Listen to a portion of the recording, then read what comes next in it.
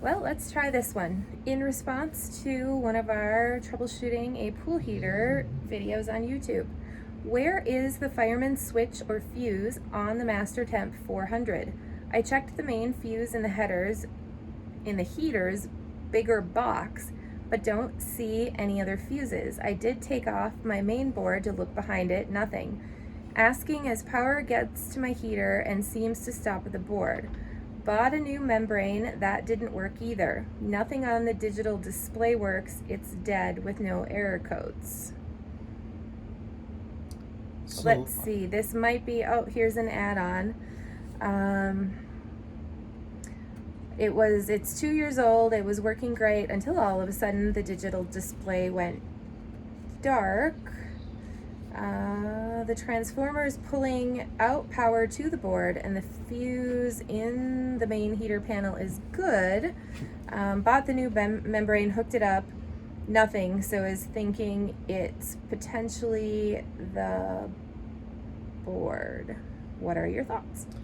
well, I can tell you that heater does not have a fusible link in it, and here's why.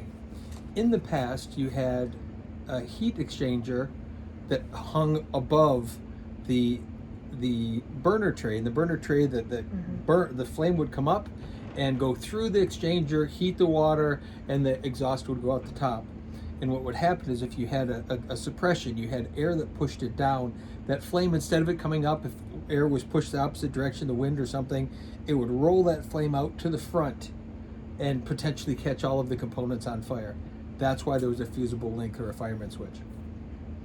In this particular case, the technology is very different. If you look at the inside of the filter to the heater today, you have an enclosed sealed housing that has a circular coil where the water travels through, and the flame comes out of the middle of it and is blasted to the side in a completely closed container. And then there's an electronic or a vented heater that draws the exhaust out.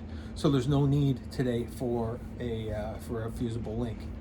Likely what it is you have a component gone, likely the board.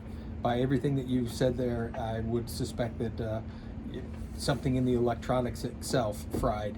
Whether it was a power surge, whether it was just a normal failure within the system itself, but that's likely what it is. Okay, let us know if you do figure out what it is and if you're able to get it to work.